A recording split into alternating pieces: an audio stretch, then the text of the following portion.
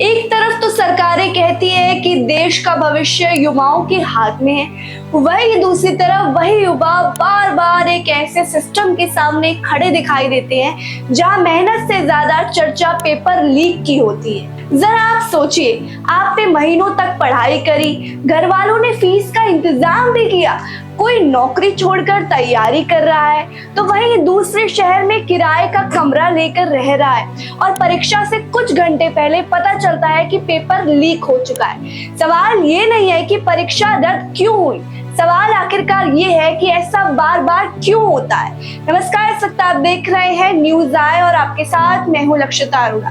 तो आज हम बात करेंगे कि महाराष्ट्र टीईटी परीक्षा की जो जून 28 को होनी थी, लेकिन उससे पहले ही पेपर लीक होने की पुष्टि के बाद परीक्षा रद्द करनी पड़ी।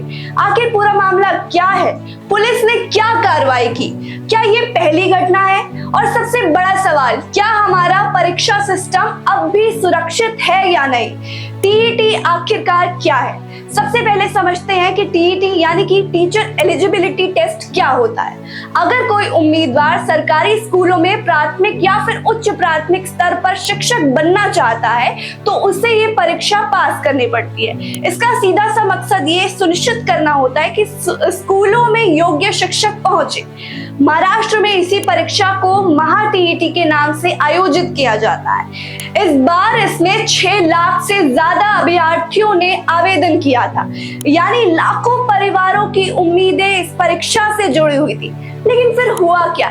27 जून की सुबह पुलिस को एक सूचना मिली कि कुछ लोगों के पास अगले दिन होने वाली परीक्षा के प्रश्न पत्र मौजूद हो सकते हैं। सूचना के आधार पर छापेमारी करी गई। जांच के दौरान कुछ दस्तावेज भी बरामद हुए। बाद में परीक्षा आयोजित करने वाली एजेंसी के अधिकारियों ने उनका मिलान किया और शुरुआती जांच में प्रश्न पत्र का मिलान होने की बात सामने आ गई। यही से मामला बहुत ही ज्यादा गंभीर होता गया। प्रशासन ने बिना जोखिम लिए परीक्षा रद्द करने का फैसला किया ताकि लीक हुए प्रश्न पत्र के आधार पर कोई सुनिश्चित का लाभ ना उठा सके। परीक्षा रद्द, लेकिन नुकसान किसका? यहाँ एक बात समझना बहुत ज्यादा जरूरी है। सरकार नई तारीख घोषित कर सकती है, परीक्षा दोबारा भी कराई जा सकती है, लेकिन क्या छात्रों का मानसिक तनाव भी वापस लिया जा सकता है? नहीं ना। जो उम्मीदवार दूर दराज से परीक्षा केंद्र तक पहुंचने वाले थे, जिन्होंने टिकट बुक कर लिए थे, होटल का कमरा ले लिया था, क्या उनका खर्चा वापस मिलने वाला है? नहीं, बिल्कुल भी नहीं। और सबसे बड़ी बात, जो मानसिक दबाव उन्होंने झेला, उनकी भरपाई कौन करेगा?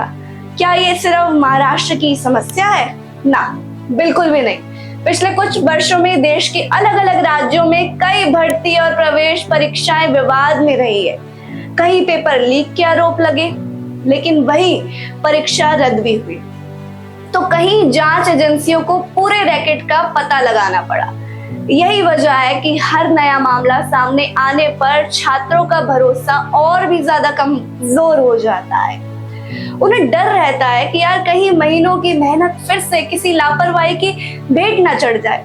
और सबसे बड़ा सवाल, अगर एक प्रश्न पत्र परीक्षा से पहले बाहर आ सकता है तो आखिर सुरक्षा व्यवस्था में चूक कहाँ हो गई? क्या जानकारी प्रिंटिंग के दौरान बाहर गई? क्या परिवहन के दौरान लीक हुआ? या फिर अंदरूनी मिलीभगत का मामला है? सवाल आखिर ये भी है कि नीट के एग्जाम लीक होने पर जेनजी द्वारा बनाए गए जो मूवमेंट सीजेपी, यानी कि आप लोग जिसे जानते हैं कॉकरोच जनता पार्टी के नाम से, वो कितने टाइम तक दिल्ली के जंतर मंतर पर यूं ही प्रोटेस्ट करने वाली है? इन सवालों के जवाब जांच पूरी होने के बाद ही सामने आएंगे। लेकिन इतना जरूर तय है कि जब तक पूरी सच्चाई सामने नहीं आती है, तब तक लाखों उम्मीदवारों के मन में सवाल बने रहेंगे कि क्या भविष्य की परीक्षाएं वास्तव में सुरक्षित है भी? तो फिलहाल के लिए इतना ही। ऐसी तमाम खबरों को जानने के लिए हमारे YouTube चैनल न्यूज आई को अभी सब्सक्राइब कीजिए। तब तक के लिए देखते रहिए न्यूज आई। धन्यवाद।